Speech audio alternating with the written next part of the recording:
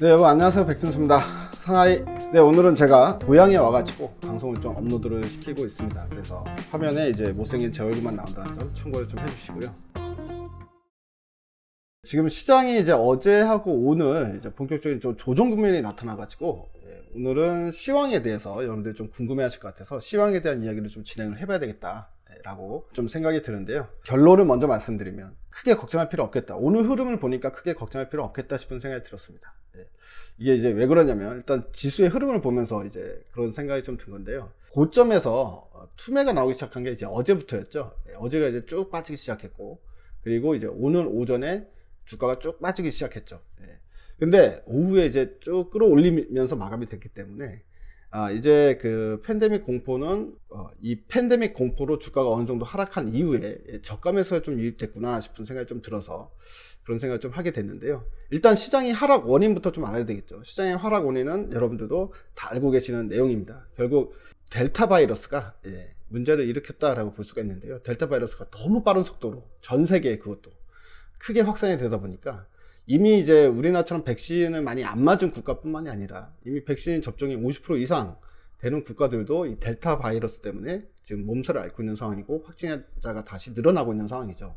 그러니까 이제 각국 정부에서도 또다시 이제 봉쇄 정책을 다시 취해야 될 것이다 라는 이야기가 나오고 있습니다.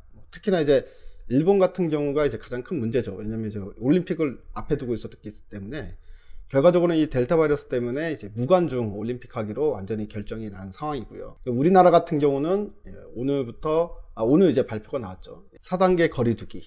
그게 이제 12일부터 시행된다라고 이야기가 나왔는데, 뭐 내용은 여러분들 다 들으셔서 아실 겁니다. 이제 6시 이후부터는 2명 이상 모이지 말아라 라는 내용인데요. 결과적으로 6시 이후에 외출을 자제하라 라는 이야기는 똑같다라고 볼 수가 있겠네요. 그래서 이런 부분들이 결국에는 2분기 때까지는 지금 글로벌 경기가 어느 정도 살아나는 느낌이 나타났고 기업들도 실적이 어느 정도 좋았다, 이렇게 우리가 예상할 수 있는데 피크가 된다 이거예요. 피크에 대해서 이제 경기가 다시 둔화 국면으로 들어갈 가능성이 크다. 이유는 이제 델타 바이러스 때문에. 지금 이런 이유 때문에 이제 고점에서 안 그래도 이제 차익 실현을 하고 싶어하는 이 욕구를 자극한 거죠, 델타 바이러스가. 그래서 주가가 떨어지는, 하락하는 이런 현상이 나타나지 않았나라고 보고 있는데요. 근데 이제 이 부분이 어느 정도는 좀 인정할 만한 부분인 것 같습니다. 예를 들어서 경기가 다시 또 봉쇄 정책 취하고 다시 거래두기 하고 이렇게 되면 경기가 다시 또 침체 국면을 가지 않겠냐라는 부분은 어느 정도 좀 이해가 될 수 있는 부분인데요.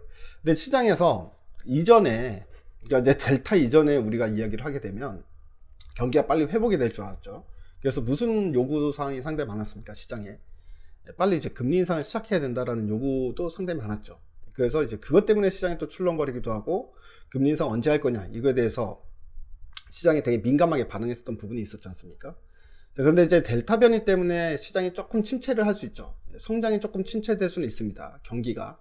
그런데 거기에는 연준의 스탠스도 변할 가능성이 가장 크다라고 볼 수 있죠. 그렇기 때문에 호재성 내용도 같이 들어온다는 겁니다. 물론 델타 바이러스의 확산은 악재입니다만 여기에 이제 우리가 기대할 수 있는 호재성 내용이 있다는 건 결국 지금 연준에서도 점도표나 시간이 갈수록 테이퍼링을 시작해야 된다라는 이야기를 시작을 하다가 어라 이거 봐라, 델타 때문에 다시 경기가 침체 국면으로 가겠네 라는 생각이 들면 결국엔 연준에서도 계속 비둘기파적인 스탠스, 즉 긴축이 아니라 계속 이제 부양 정책, 그리고 테이퍼링이 아니라 계속 채권 매입 정책을 상당히 오랜 기간 더 유지할 가능성이 있다. 그래서 시장이 컨센서스로 잡고 있는 부분보다 더 길게 국채 매입이라던가 또는 금리 인상을 최대한 뒤로 늦출 가능성이 있다라고 볼 수가 있기 때문에 이런 부분 또 시장에서 어떻게 생각하면 긍정적일 수 있다라고 볼 수 있겠습니다.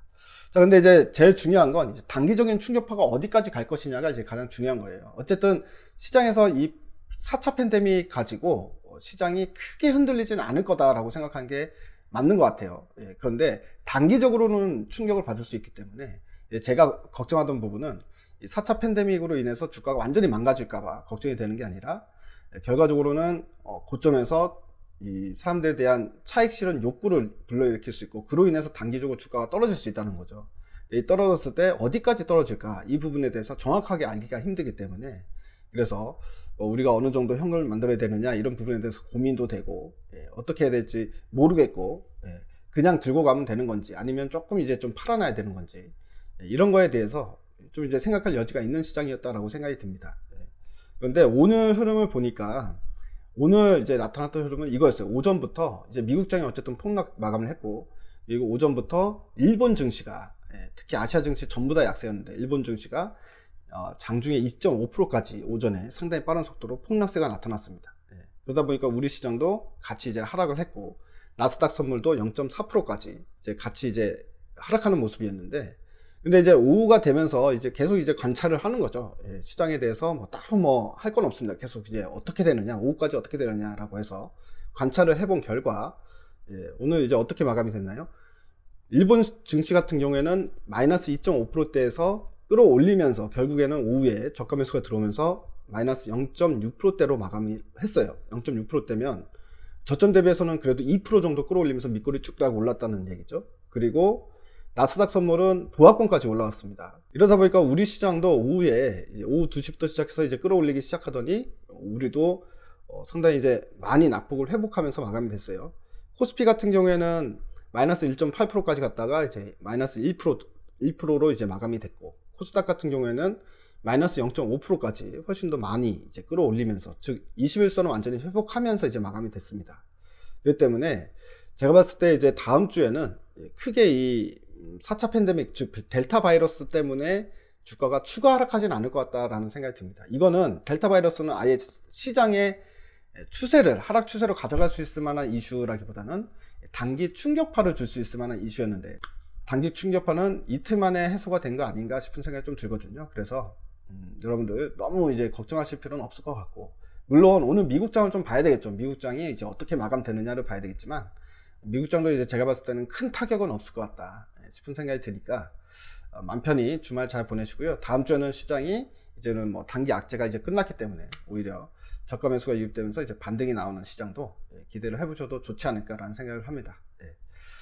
저는 이제 오늘 고향에 와가지고 주말 이제 보내고, 다음 주까지는 이렇게 업로드를 제 못생긴 얼굴 계속 보여주면서 해야 될 것 같습니다. 여러분들 참고해 주시고요. 여러분 이제 이번 주만 건강하고 즐거운 연휴 되시기 바랍니다.